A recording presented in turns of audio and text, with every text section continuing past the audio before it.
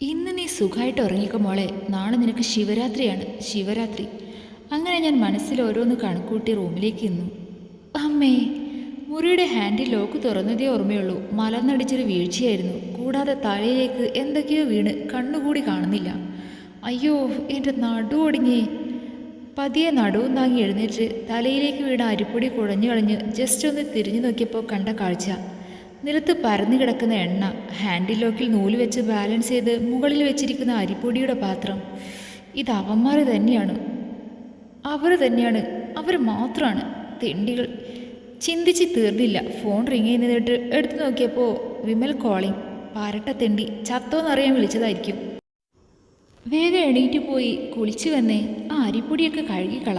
Phone attend ചെയ്തപ്പോഴേ Vimal പറഞ്ഞത് കേട്ട് അവിടെ വേറെ കുറച്ച് പേരിട്ട് കൂട്ടച്ചിരി ഉയർന്നു. നാറി കോൺഫറൻസ് കോളിൽ ഇട്ടിരിക്കുകയാണ്. എന്താ ബ്രോ ഒന്നും മിണ്ടാത്ത? വീണ വീഴ്ചയിൽ കിളി പോയോ? ജെറിൻ ചോദിച്ചു കേട്ട് എനിക്കങ്ങോട്ട് കളിച്ചു കയറി. ഡാ പന്നികളെ, എന്നോട് ഈ ചതി വേണ്ടായിരുന്നു. എന്തോ എങ്ങനെ ഡാ എൻ്റെ ഫസ്റ്റ് നൈറ്റിന് റൂമിൽ പന്നിപ്പടകം വെച്ച് പൊട്ടിച്ചില്ലടാ നീയൊക്കെ? അർജുൻ ചോദിച്ചു. അത് ഞാൻ മാത്രമല്ലോ, ഇപ്പോൾ കൊണ്ടുവന്ന് കിണിക്കുന്ന ഈ ശവങ്ങളും ഉണ്ടായിരുന്നല്ലോ. അതെ, ഇവന്മാർക്കുള്ള പണിയൊക്കെ ഞാൻ കൊടുത്തല്ലോ. ലാസ്റ്റ് അല്ലേ കുട്ടാ നീ? അല്ല, നിന്റെ പൊണ്ടാട്ടി വന്നോടാ, അവൾക്ക് പ്രോബ്ലം ഒന്നും ഇല്ലല്ലോ? ഇജാസ് ചോദിച്ചപ്പോഴാണ് ഞാനും അതോർത്തത്. ഭാഗ്യം, അവളെങ്ങാനും വന്നിരുന്നേ ഇപ്പോൾ ഇതുപോലെ കിടന്നേനെ. അലവരാതികളെ, അവൾക്കെങ്ങാനും എന്തേ പറ്റിയിരുന്നെങ്കിൽ നാലിൻ്റെയും അടിയന്തരം ഞാൻ നടത്തിയേനെ. Cool bro cool. നീ ആദ്യം റൂമിലേക്ക് വരുമെന്ന് ഞങ്ങൾക്ക് ഉറപ്പായിരുന്നു. അതുകൊണ്ടല്ലേ ഞങ്ങൾ ധൈര്യത്തിൽ പണിയുന്നത്. അപ്പോൾ ഓക്കെ മോനെ, പോയി കുളിച്ച് ചാച്ചിക്കോട്ടോ. ഞാൻ ഇവിടെ എന്തേലും നടക്കുമെന്ന് നോക്കട്ടെ. വിമൽ അതും പറഞ്ഞ് ഒരു മൂളിപ്പോട്ടയുടെ ഫോൺ കട്ട് ചെയ്തു. പകരം വീട്ടിയതാ ജന്തു. ഇന്നത്തെ ദിവസം പോട്ടെ, നാളെ മുതൽ ഈ റൂം ഞാനൊരു താജ്മഹലാക്കും എന്നൊക്കെ ചിന്തിച്ച് ഞാൻ പതിയെ എഴുന്നേറ്റ് ഫ്രഷാകാൻ പോയി. നിങ്ങൾക്ക് എന്തിൻ്റെ അസുഖമാ മനുഷ്യ? പാവ സിദ്ധുവേട്ടൻ ഈറനോടെ ഇരിക്കുന്ന മുടി തുവർത്തിക്കൊണ്ട് ശ്രുതി വിമലിനോട് പറഞ്ഞു. ഇതൊക്കെ ഒരു എൻ്റർടൈൻമെൻ്റ് അല്ലേടി എൻ്റെ കൊച്ചേ. വിമൽ അതും പറഞ്ഞ് ഒരു കള്ളച്ചിരി ചിരിച്ച് ശ്രുതിയുടെ അടുത്തേക്ക് ചെന്നു. ശ്രുതി മിററിൽ കൂടി അവനെ നോക്കി പിരികം പൊന്നിച്ചു. എന്താ മോനെ ഉദ്ദേശം? ശ്രുതി ചോദിച്ചു കേട്ട് വിമൽ ഒരു വളിച്ച് ചിരി ചിരിച്ചു. അല്ല, എന്തായാലും അവൻ്റെ കുളമായി. അപ്പോൾ പിന്നെ നമുക്ക് അങ്ങോട്ട് വല്ലതും തുടങ്ങിയാലോ? എന്ത്? ഉള്ളിൽ ചെറിയ പേടി തോന്നിയെങ്കിലും അത് പുറത്തു കാണിക്കാതെ അവനോട് ചോദിച്ചു. ദാ ഇത്. അതും പറഞ്ഞ് അവൻ ശ്രുതിയെ അവൻ്റെ കയ്യിൽ കോരിയെടുത്ത് ബെഡിൽ കൊണ്ടുപോയി കിടത്തി. ശ്രുതി അല്പം പേടിയോടെ ഉമ്മനീരിറക്കി അവനെ നോക്കി. ചുണ്ടിൽ ഒരു നനുത്ത ചുംബലത്തിലൂടെ അവൻ പതിയെ അവളിലേക്ക് ലയിച്ചു ചേർന്നു. അങ്ങനെ ആ മാംഗോ ട്രീ ഫ്ലവറി. ബാ, നമുക്ക് നമ്മുടെ ആൾക്കാരുടെ അടുത്തേക്ക് പോവാം. രാവിലെ ഗീതമ്മ കുളിച്ചപ്പോഴാണ് ഞാൻ കണ്ണു തുറന്നത്.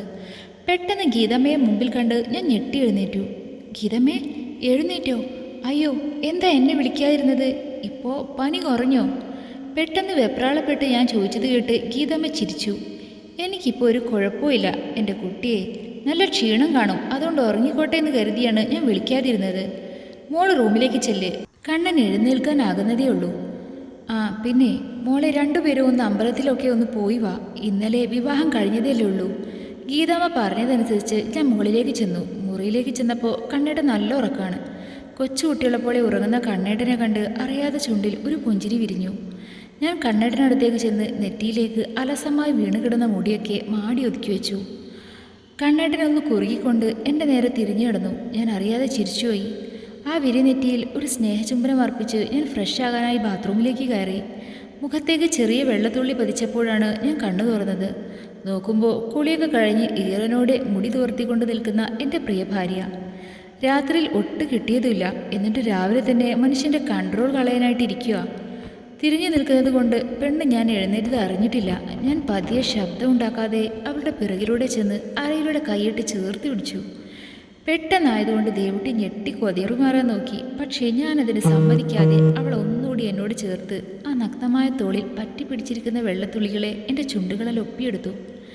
പെണ്ണൊന്ന് പൊളിഞ്ഞുകൊണ്ട് എൻ്റെ നേരെ തിരിഞ്ഞ് കൈ രണ്ടും മാറിൽ മറച്ചു വെച്ചു. അത് കണ്ട് എൻ്റെ ചുണ്ടിലൊരു പുഞ്ചിരി വിരിഞ്ഞു. നീ എന്തിനാ പെണ്ണെ മറയ്ക്കാൻ നോക്കുന്നത്? എനിക്കുള്ളത് തന്നെയല്ലേ? ഞാൻ ചോദിച്ചതിട്ട് പെണ്ണാകെ ചടിച്ചിട്ടുണ്ട്. കൂടെ പേടിയും വിറയലും. കണ്ണേട്ട, അമ്പലത്തിൽ പോണം, ഗീതമ്മ പറഞ്ഞു പോകാൻ.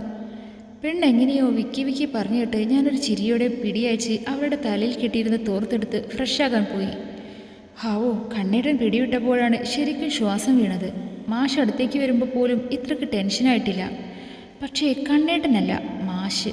കണ്ണേട്ടൻ അടുത്തേക്ക് വരുമ്പോഴേ എൻ്റെ കൈയും കാലും വിറക്കും. പിന്നെ കൂടുതൽ അമാന്തിച്ച് നിൽക്കാതെ അമ്പലത്തിൽ പോകാൻ റെഡിയായി തുടങ്ങി. ഗീതമ്മ തന്ന സെറ്റ് സാരിയാണ് ഞാൻ ഉടുത്തത്. പക്ഷേ കിണഞ്ഞ് ശ്രമിച്ചിട്ടും ഞൊറി ശരിയാകുന്നില്ല. അത് റെഡിയാക്കിക്കൊണ്ടിരിക്കുമ്പോഴാണ് കണ്ണേട്ടൻ കുളിയഴിഞ്ഞിറങ്ങിയത്.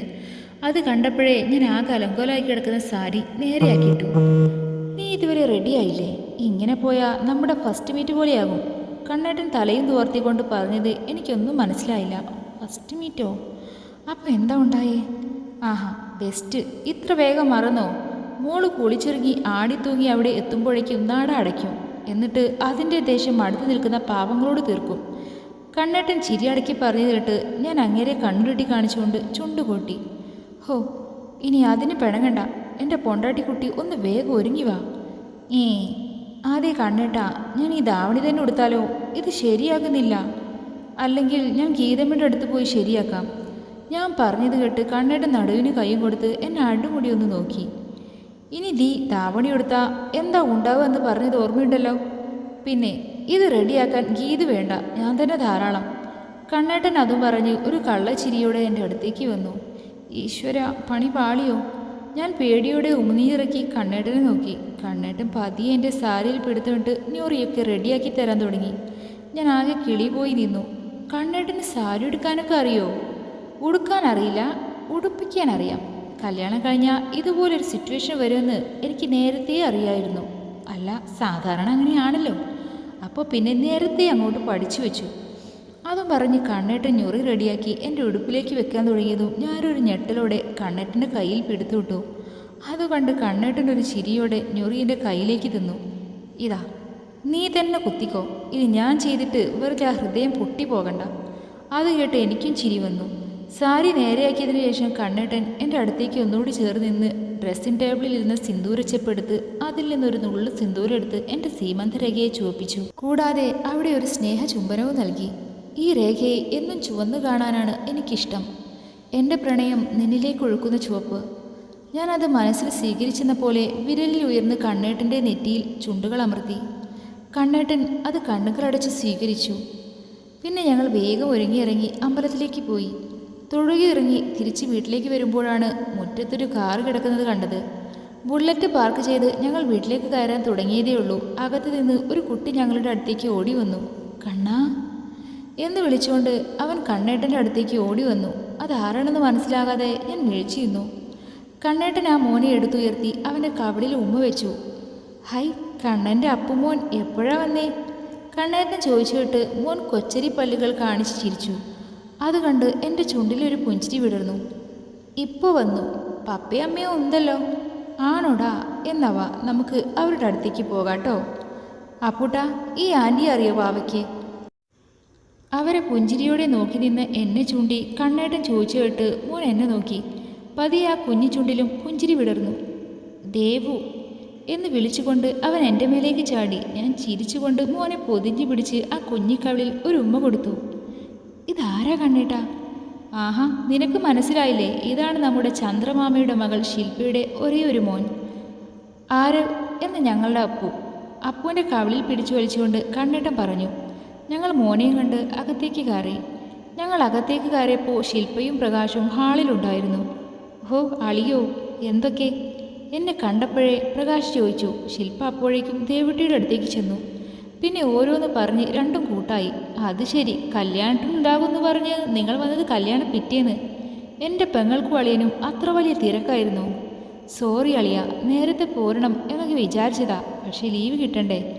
അതേടാ കണ്ണ, ഇപ്പോൾ തന്നെ ആകെ 2 ദിവസത്തെ ലീവുള്ളൂ. നാളെ രാവിലെ തന്നെ തിരിച്ചു പോകണം. അയ്യോ, അതെന്താ ചേച്ചി? വന്നതേ പോകുന്നത്. കുറച്ച് ദിവസം കഴിഞ്ഞിട്ട് പോകാം. ശില്പ പറഞ്ഞതിന് പിന്നാലെ ദേവു പറഞ്ഞു. ഇവിടെ നിൽക്കാൻ ഞങ്ങൾക്കും ആഗ്രഹമുണ്ട് ദേവു, പക്ഷേ തിരക്കായിപ്പോയി. നീ നിൽക്കണ്ടടി, പോയിക്കോ. സ്വന്തക്കാരെ വിട്ട് അന്യനാട്ടിൽ പോയി കഷ്ടപ്പെട്. ഗീത് അവർ നിൽക്കാത്തതിലുള്ള പരിഭവം പറഞ്ഞതും ഞങ്ങൾ ചിരിച്ചുപോയി.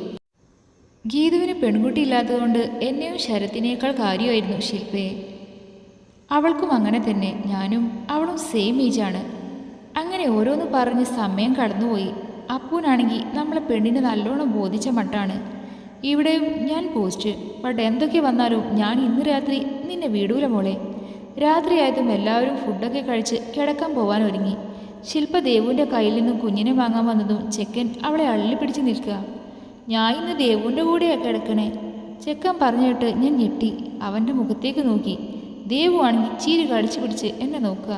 ഗീതുവിൻ്റെ നോട്ടം ഏകദേശം അതുപോലെ തന്നെ. അയ്യോ അവേ അത് വേണ്ട, അമ്മയുടെ കൂടെ കിടക്കാം വന്നേ. അതും പറഞ്ഞ് ശില്പ അവനെ എടുക്കാനായതും കുരിപ്പിക്കിടന്ന് മോങ്ങാൻ തുടങ്ങി. ഹോ എൻ്റെ വിധി. പ്രകാശാണെങ്കിൽ സന്തോഷമായി എളിയ എന്ന അർത്ഥത്തിൽ എന്നെ നോക്കി ചിരിക്കുക. സാരമില്ല ചേച്ചി, അവൻ ഞങ്ങളുടെ കൂടെ കിടന്നോട്ടെ, കുഴപ്പമില്ല. മൈ പൊണ്ടാട്ടിയും എന്നെ കൈയൊഴിഞ്ഞു. ഇങ്ങനെ പോയാ ഞാൻ മൂത്ത് നിറച്ച് നിൽക്കത്തേയുള്ളൂ. ദേവു അതും പറഞ്ഞ് കൊച്ചിനെടുത്ത് എല്ലാവരോടും ഗുഡ് നൈറ്റ് പറഞ്ഞ് എന്നെ നോക്കി ഒരു വളിച്ച് എളിയിളിച്ചുകൊണ്ട് റൂമിലേക്ക് പോയി. ഇന്നത്തെ ശിവരാത്രിയും കാളരാത്രിയായ നിർവൃതിയിൽ ഞാനും അവരുടെ പിന്നാലെ പോയി.